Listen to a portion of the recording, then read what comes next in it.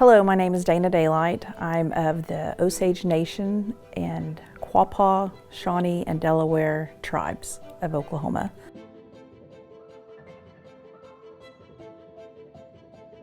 I am of the Deer Clan, our Donikashi, that's our people, my clan. My Osage name is Osage, and it means Sacred Osage Woman. It's a first daughter name in our Deer Clan. And I was named by my grandpa, Andrew Buddy Gray.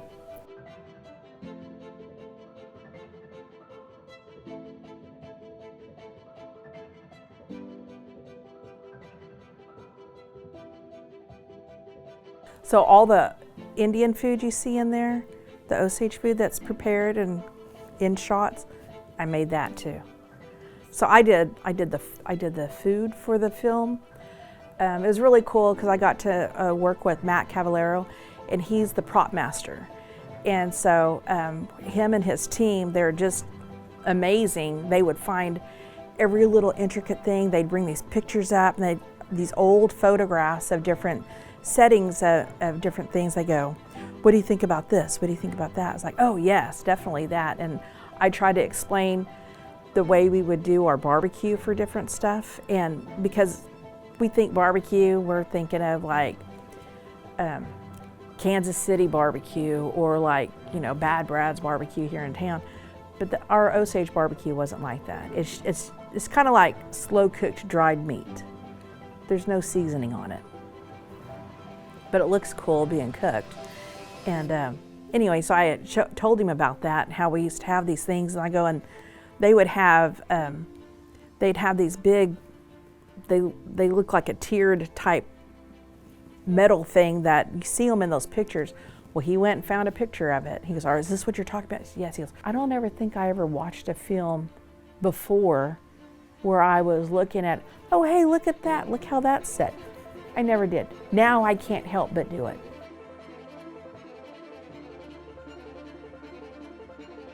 All the food in there, I got to cook that. Well, you can't just cook food. It's not just like making some colors in a pot.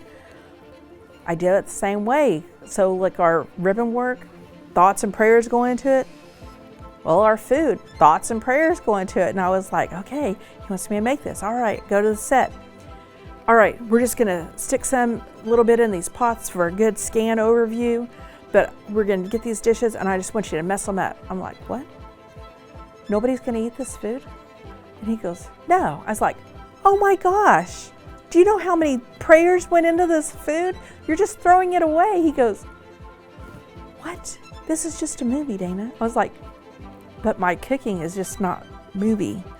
My cooking, we don't do things like that. So it was crazy to get that, to try to get that into him, to let him know, culturally, we don't just do anything on the fly. There's nothing just, we pray over everything. Osages pray from the time we wake up to the time we go to sleep. We pray at noon. We get up during the night, we're praying at midnight. I mean, it's a constant.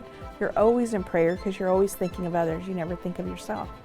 So whenever we cook, we're always thinking of those that are there to eat and those that weren't able to be there with us to eat. So you're always thinking and praying about others. And so I was like thinking of that and kind of panicked a bit because I thought, he's wasting this food. It's the other thing we don't do. We don't waste food. And I was like, he's got me wasting it. I'm messing up plates. These were really good grape dumplings. I think these are the best ones I made. And I was like, he's just, Anyways. All the people that were in the background, that were on set, they're over there and, they're doing their part and everything, but they were on set for like, 10 to 14 hours. And they were like, I'm so hungry, we're not getting a break yet. And they're like, I'm gonna eat a grape dumpling. They're like, they said it's just a prop. That one person stuck their finger in there. No, this is real stuff, I'm eating it. So it was funny because I had different ones and then I was like, oh my gosh. So that first time that I made that first scene that I put food in, I made sure everything tasted like on target, I wanted everything to be great. But after that, when I saw all I was doing is messing up plates and nobody was eating it, then I went more for color and texture and for things to look right, you know, to photograph well. That's when everybody was eating it. I was like, oh my gosh. But they were like, oh, that food was so good. I was like, oh, thank you, I prayed for it. But then again, I was also thinking later, I thought, you know, I did pray for all of that stuff there. And I think that kind of helped in those different scenes and settings because, you know, there were hard times during there. And you think about all the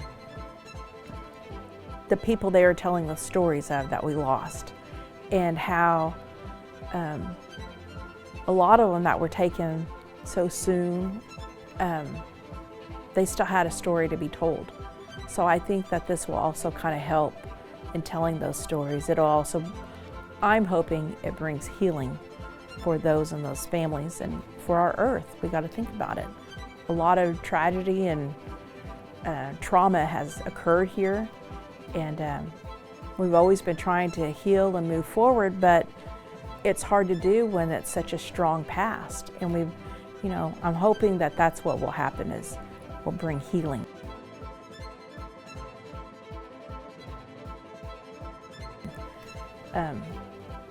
Another thing I got to do in the film was I was commissioned to make a woman's blanket for the film.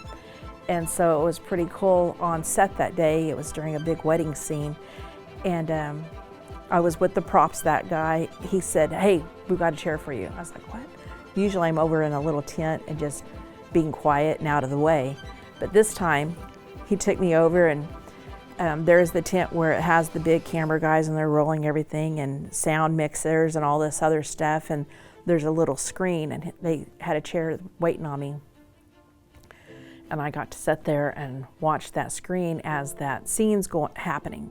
So I got to see the scene happening. It was so amazing because in that scene, they bring this horse by, and that horse is wearing the blanket that I made.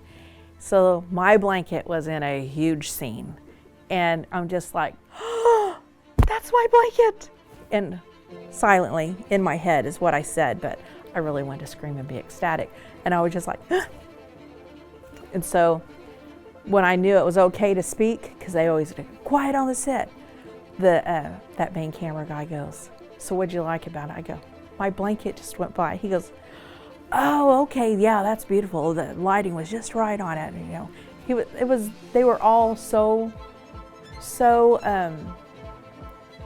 you know, they were more interested in us and our response to different things that they would have going on.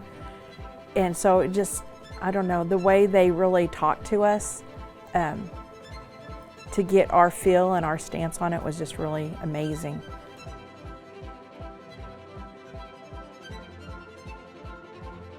I did get to play a role.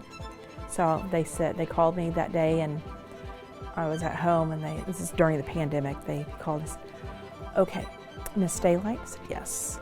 I said, well, you're not gonna be a background person. I was like, oh.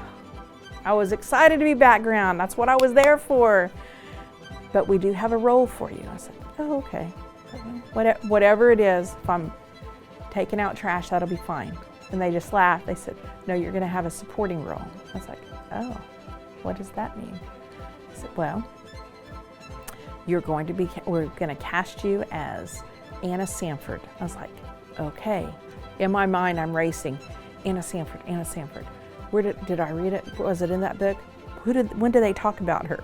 So I was just trying to remember the book and where everything lied, but it was very surreal moment. And then afterward they go, but there might be a problem with it. I was like, oh. They said, we don't know how you'll feel about it if you'll want to do it. I was like, in there, you're gonna die. I was like, okay. They go, will you be okay with that? And I was like, they killed a lot of us back then, but we still survived. We're still here, so it doesn't matter. And she goes, oh, great. I said, yeah, they couldn't keep us down. They didn't wash us away. We're alive, and we're here. So that's what this movie's gonna show is we lived.